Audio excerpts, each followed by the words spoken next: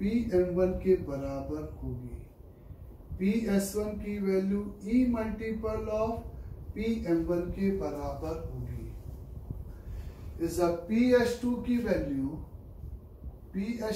Value is equate with is PM2 के बराबर होगी।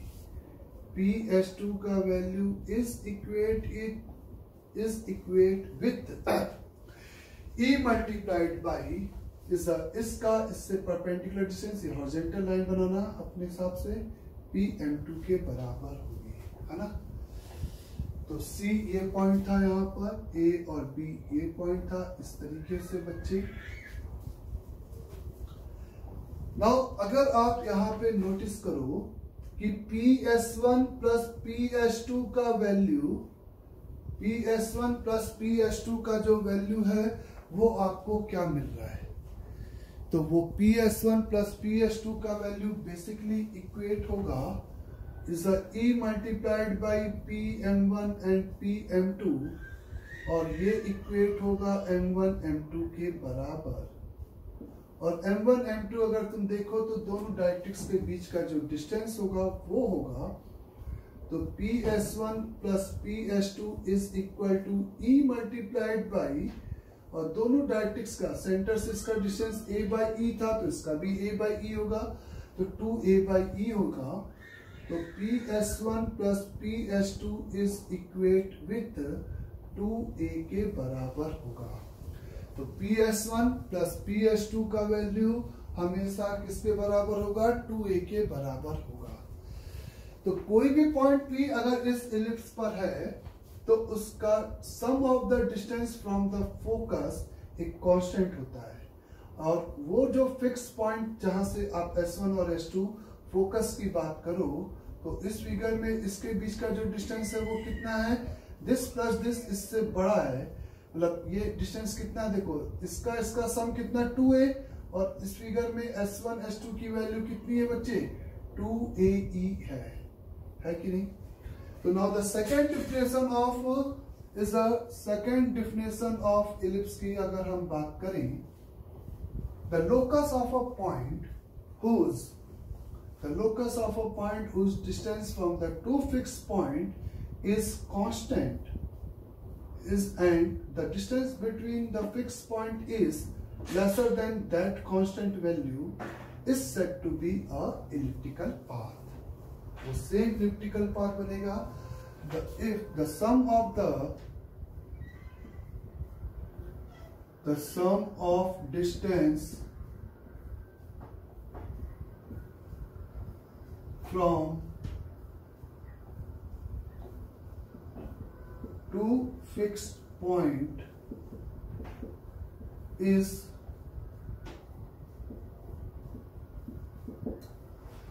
if the sum of the distance from the two fixed point is constant, the sum locus of a point ऐसे लिख लेना, the locus of a point whose sum of the distance from the two fixed point is constant and the constant value is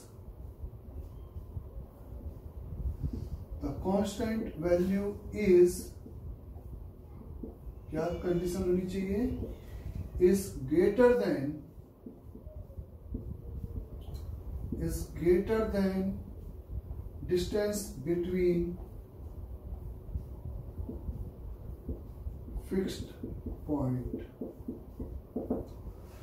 The locus of a point whose sum of the distance from the two fixed point is constant and the constant value is greater than, ये necessary condition है, the constant sum is greater than, ऐसे value की जगह पे confuse मत होना, the constant sum is greater than the distance between the fixed point होना चाहिए। तो अपन ये कहेंगे कि ये second definition of elliptical path होगा।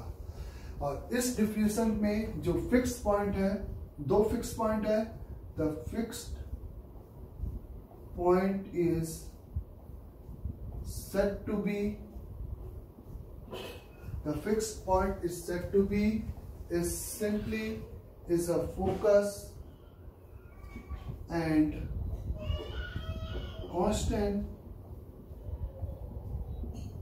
sum is said to be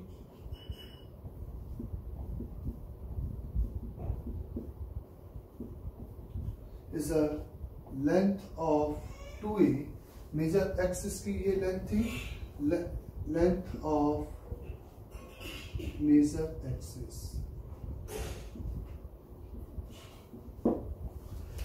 So the locus of a point whose sum of the distance from the two fixed point is constant, the locus of a point whose sum of the distance from the two fixed point is simply constant, and the constant sum is greater than the distance between the two fixed point, and the fixed point is said to be the focus, and the constant sum is said to be simply length of the major axis,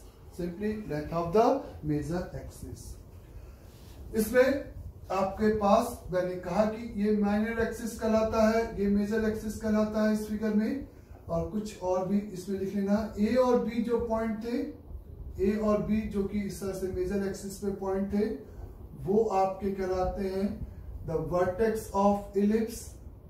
क्या कहलाता है? Vertex of ellipse.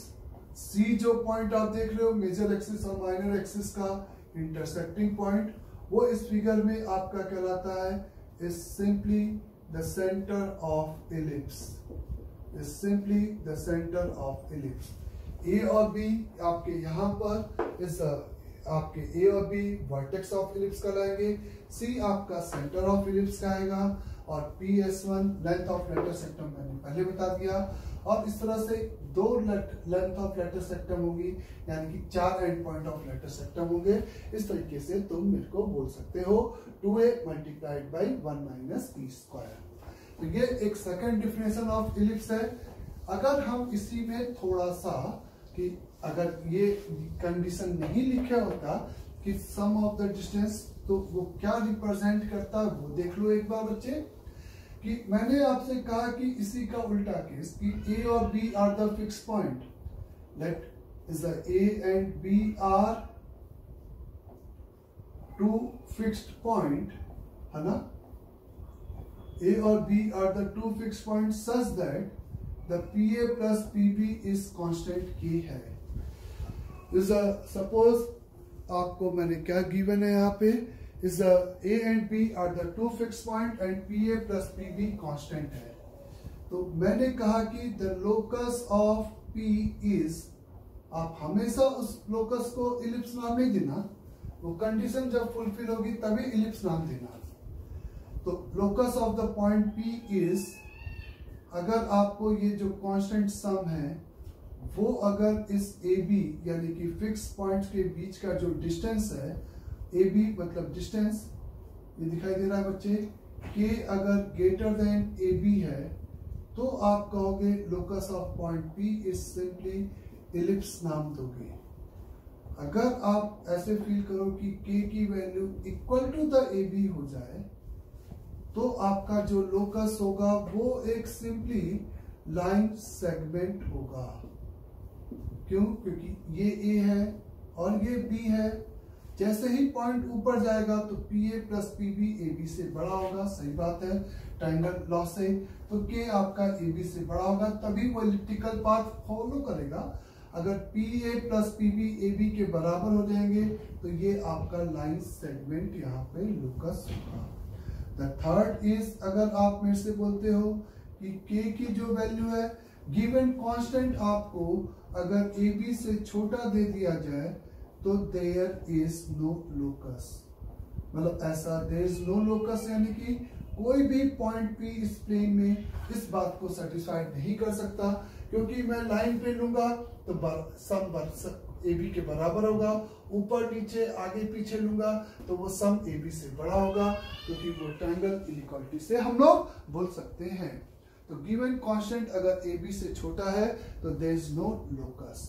ये इसका उल्टा एक case हमसे पूछा जाता है। ये बात आपको इस कॉम्प्लेक्स नंबर में भी इस बात का यूज होता है कि लोकस ऑफ जेड बताना रहता है। जेड भी मतलब पॉइंट पी का ही नाम होता है। तो इस तरीके से हम लोग यहाँ पे डिफाइंड करते हैं। तो ये आपकी सिंपली एक सेकेंड डिफिनेशन ऑफ इलिप्स थी, जिसका भी यूज करके हमें इक्वेशंस लिखनी पड़ेगी।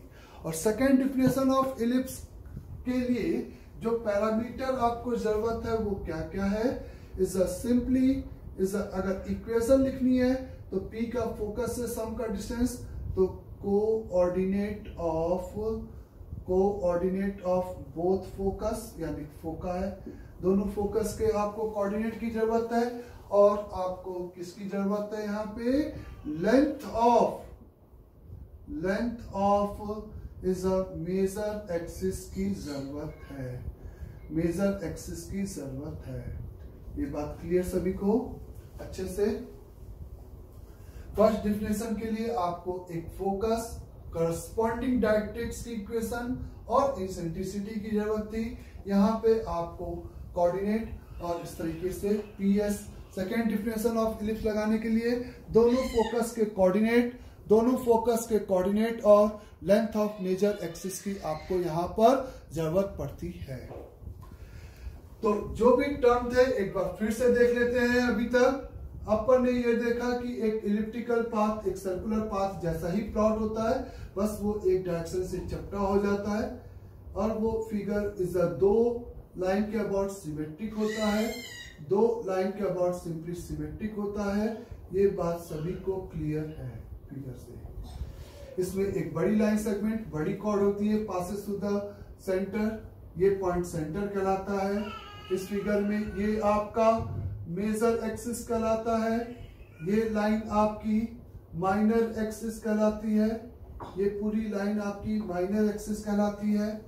मेजर एक्सिस के ये जो एंड पॉइंट है वो आपके यहाँ पर इस फिगर में A एंड B आपके सिंपली वर्टेक्स कहलाते हैं। और अगर इसको हम PQ नाम दें तो A एंड B वर्टेक्स और end point of major axis भी हम बोल सकते हैं इसको। ये बात क्लियर सभी को? C एंड D को is the end point of minor axis नाम दे सकते हो आप सिंपली। C, D को end point of minor axis आप नाम दोगे, A और B को आप end point of the major axis नाम दोगे बच्चे, ठीक है ना यहाँ तक। और ये आपका S1 इस फोकस हमेशा इलिप्स के इस तरह से अंदर मेजर एक्सिस पे होगा। ये बात क्लियर सभी को यहाँ पे भी? फिर आपको एक लाइन सेगमेंट की बताई गई, वो आपको अगर ये वर्टिकल लाइन डायरेक्ट्रिक्स के पैरेलल कॉर्ड ड्रॉ करे पासेस टू द फोकस, तो ये आपके एंड पॉइंट ऑफ क्या कहलाएंगे?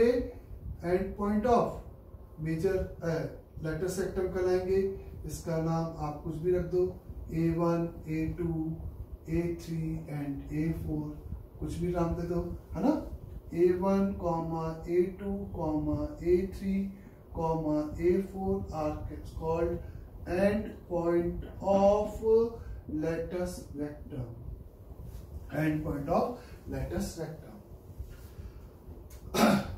Now, अगर आपको कहा जाता है कि ये इसकी डायरेक्ट्रिक्स जब भी प्लॉट करोगे मेजर एक्सिस के परपेंडिकुलर और इलिप्ट के बाहर, इस तरह से ये डायरेक्ट्रिक्स हो जाएगी और ये इसकी एक इस फोकस के करस्पॉन्डिंग डायरेक्ट्रिक्स इधर होगी, ये डायरेक्ट्रिक्स 1 और ये डायरेक्ट्रिक्स 2 हो जाएगी।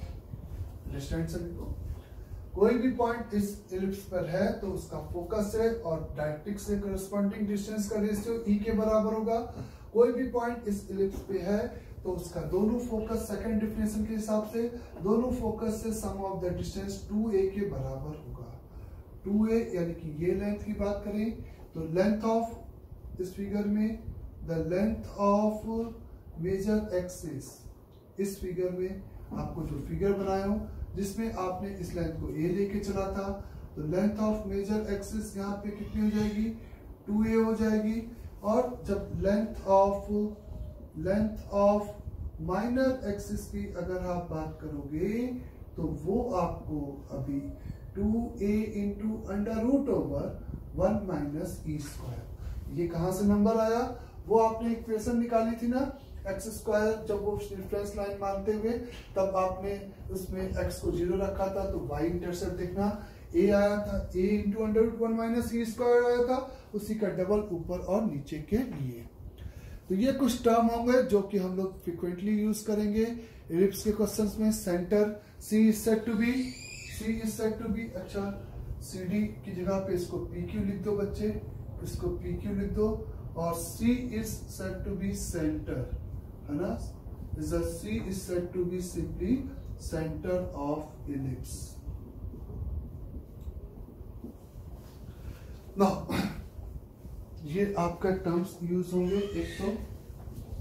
इसके अलावा आपको क्या होगा कि एक इलिप्स की इक्वेशन गिवन होगी और उसके बारे में कुछ इंफॉर्मेशन एक्सट्रैक्ट करने के लिए आएगा कि इसका फोकस क्या है, इसकी डायरेक्ट्रिक्स क्या है, जो भी इस टाइप के क्वेश्चंस होंगे।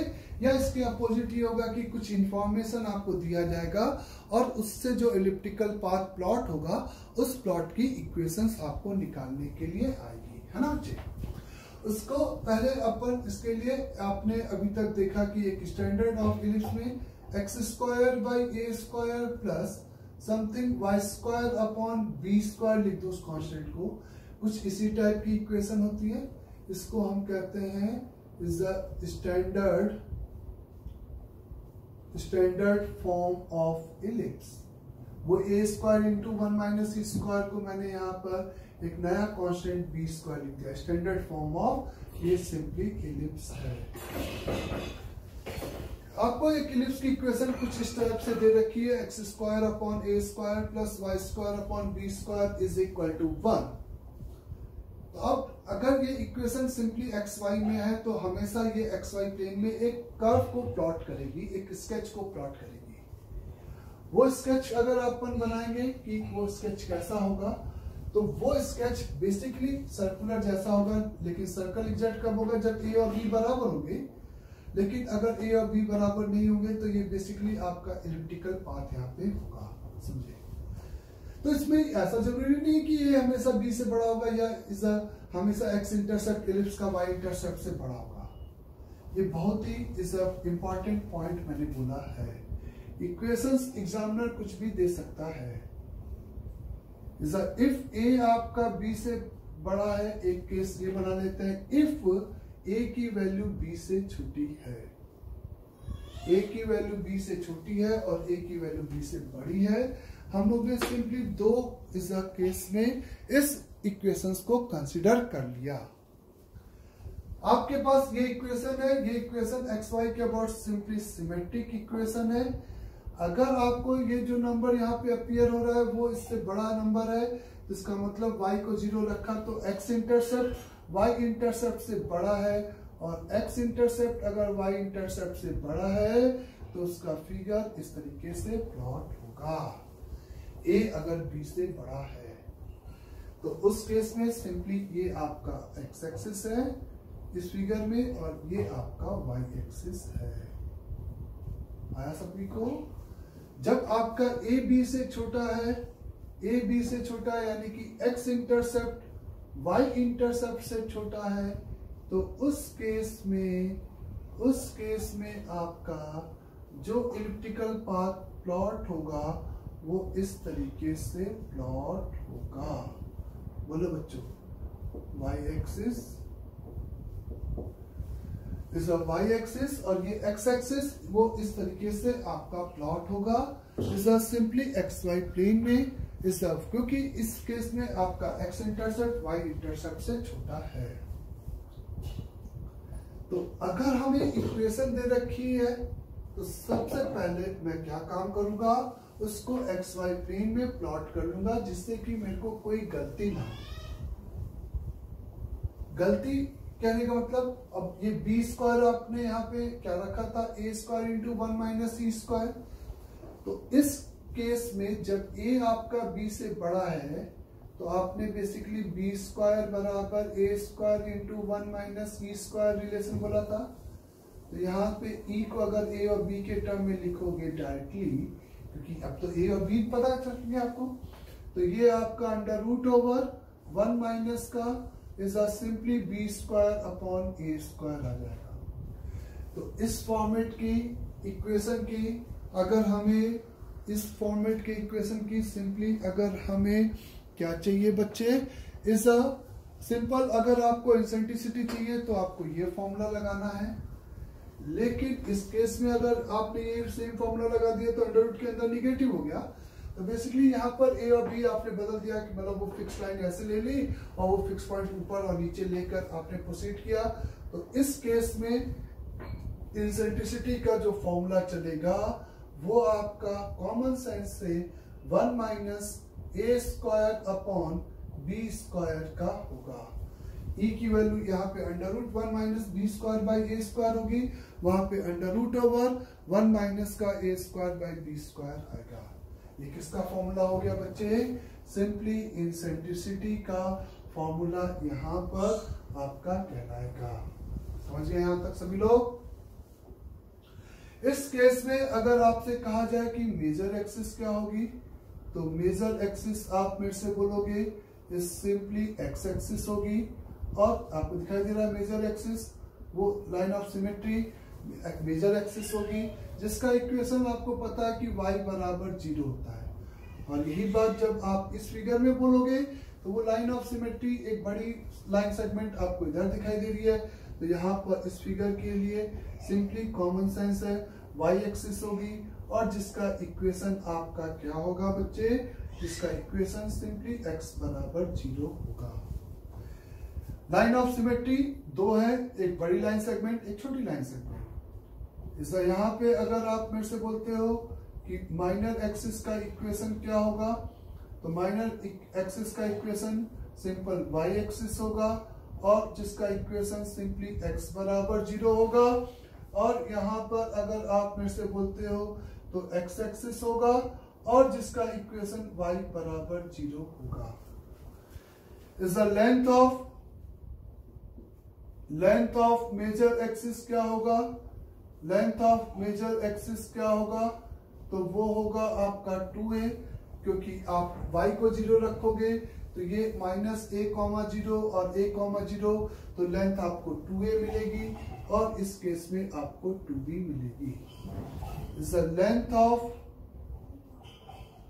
लेंथ ऑफ अगर आप यहाँ पे माइनर एक्सिस बोलते हो तो ये वाले लेंथ की सेगमेंट, तो आप x को 0 रखोगे, 0, b, 0, माइनस b, यानी कि 2b हो जाएगा, सीधी से कॉमन सेंस है, और ये यहाँ पे 2a हो जाएगा, क्योंकि आपको यहाँ पर इस a की वैल्यू b से बड़ी है, तो माइनर एक्सिस ये है, इसके लिए आप यहाँ पे y को 0 रखोगे। इस केस में अगर अपन कहेंगे कि फोकस का कोऑर्डिनेट क्या होगा, इस केस में फोकस का कोऑर्डिनेट क्या होगा, तो आपको हमेशा पता है कि फोकस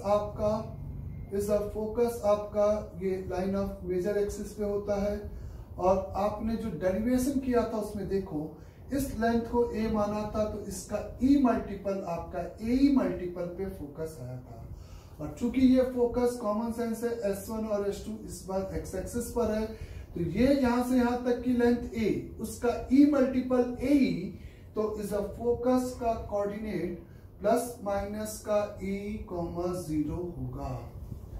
यहां पर आपका क्या होगा? इस फोकस का कोऑर्डिनेट, ये लेंथ कितनी है बच्चे? b है, और उसका e मल्टीपल यहाँ पे होगा, क्योंकि हमेशा फोकस, ये बात सही है कि मेजर एक्सिस पे होता है इस, और ये y एक्सिस का पॉइंट हो गया, तो कॉमन सेंस लगा के पॉइंट लिखना है, ये बस फिगर को फील करना है, और इस डिस्टेंस को हमेशा याद रखना है कि सेंटर से फोकस का जो डिस्टेंस होता है वो e मल्टीपल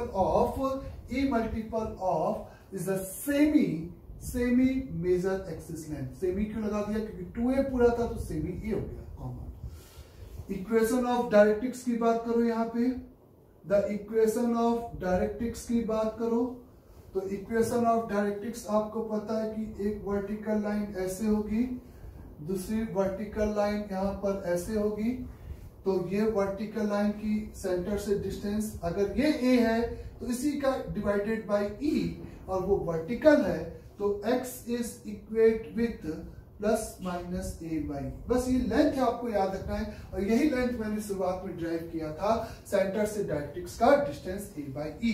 तो ये वहां पे ये लेंथ थी, यहाँ पर चूंकि ये लेंथ बी है तो ये बी बाई ई, और ई इस फॉर्मूले से और नीचे इस तरीके से, और वो हॉरिजॉन्टल लाइन है तो y is equate with plus minus का b बाई ई।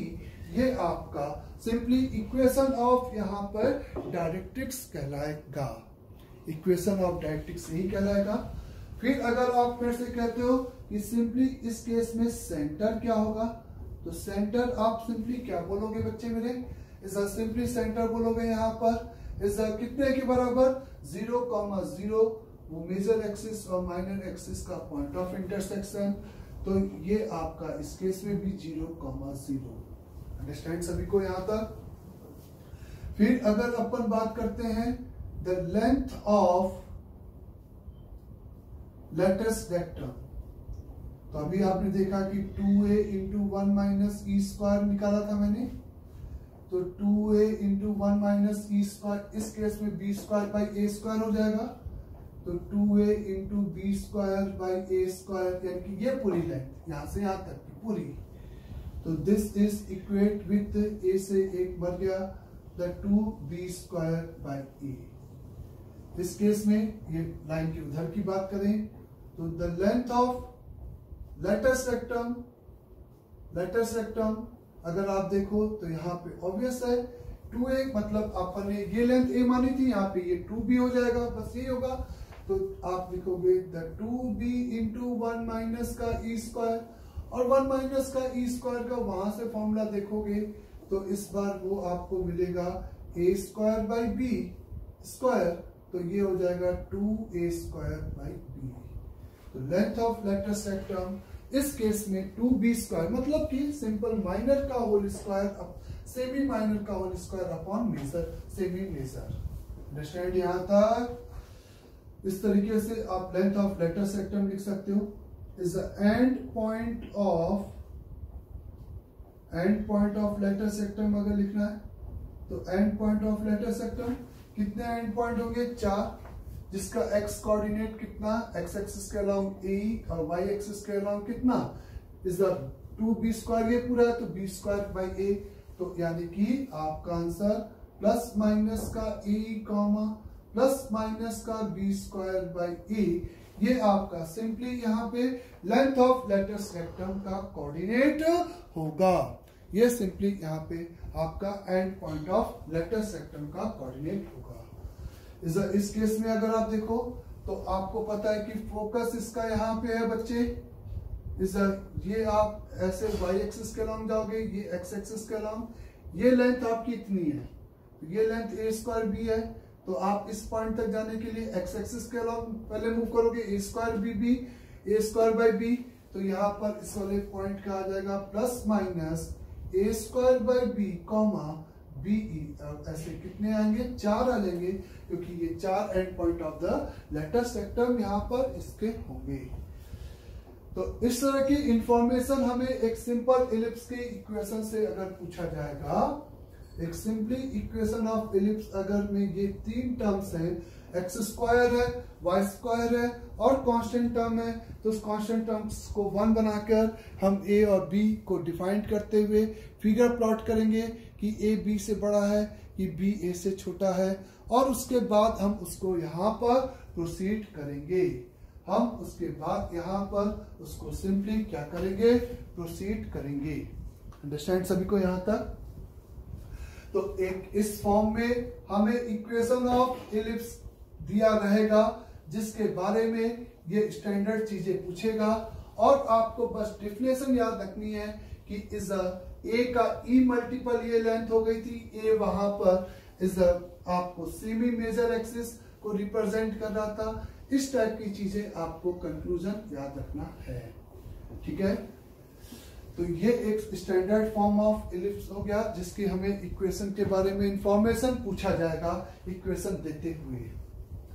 दूसरा एक ऐसा इलिप्स की इक्वेशन होगी स्टैंडर्ड फॉर्म की जगह पे A X square plus B Y square plus का 2g x प्लस का 2fy प्लस का c बराबर 0। अगर suppose the given equation of ellipse, if the given equation of ellipse, अगर आपको ये गिवन है, एक इलिप्स की इक्वेशन सिंपली अगर आपको ये गिवन है ax square plus by square plus 2gx plus 2fy plus c बराबर 0, मतलब कि इस स्टैंडर्ड फॉर्म में the coefficient of x y is equate 0 है। ये इसका यहाँ पे कंस्टेंट है। तो इस टाइप के इक्वेशंस को अगर हमें इलिप्टिकल पाथ को प्लॉट करना है तो सबसे पहले आप इसको और इसको लेके कंप्लीटिंग द परफेक्ट स्क्वायर, और इसको और इसको लेके completing the perfect square, A common निकालना, X square plus 2g by A into X आ जाएगा यहाँ पे इन दोनों टर्म में से, प्लस इसमें से b कॉमन निकालोगे तो ये आपको y square plus 2f upon b into Y is equal to minus c, constant term उधर चला जाएगा। इसको कंप्लीटिंग द परफेक्ट स्क्वायर बनाओगे, a into X plus G by A का whole square is a plus b multiplied by, यहाँ पर इसको बनाओगे y plus F by B का whole square is equate with is a G square by A square, यानी कि जी square by ए। ऐसे ये प्रोसीजर अप्लाई करोगे बच्चे, f square by B square यानी कि बी माइनस सी, और इस कांस्टेंट टर्म से डिवाइड और ए को नीचे ले जाओगे तो ये फाइनली आपको एक शिफ्टेड फॉर्म में इलिप्टिकल पाथ जैसा दिखाई देगा, जिसके सेंटर का coordinate minus g by a minus f by b हो जाएगा, और उस पॉइंट पर उसका सेंटर लेते हुए हम उस पी के बस इसी को शिफ्ट करके, ना कि घुमा के, घुमाना अलाउड नहीं है क्योंकि x की जगह पे x माइनस अल्फा, y की जगह पे y माइनस बीटा आ जाने से ग्राफ कोऑर्डिनेट एक्सिस के अलाउंग केवल क्या होगा, शिफ्ट होगा। और ये यहाँ पर plus F square upon B square minus का c is a plus y plus Y F upon B का whole square divided by G square by A square plus F square by B square minus C इस whole divided by ए, ये नीचे लेके आए थे और ये कांस्टेंट बी इसके नीचे लेके आए थे, इज इक्वल टू 1 ना कि 0। तो ये नंबर इस नंबर से बड़ा होगा तो इस एक्स एक्सिस के अलाउंग इस तरह से फ्लैट होगा, अगर ये इससे बड़ा होगा तो ये वाई एक्सिस के अलाउंग फ्लैट होगा, जिसका सेंटर माइनस का जी बाई ए कॉमा माइनस का एफ बाई बी पे होगा। और इस तरह से सेंटर वहां पे प्लॉट करते हुए हम सिंपली उस इक्वेशन से रिप्रेजेंट इलिप्स को वहां पे प्लॉट करेंगे, और फिर जो भी इंफॉर्मेशन हमें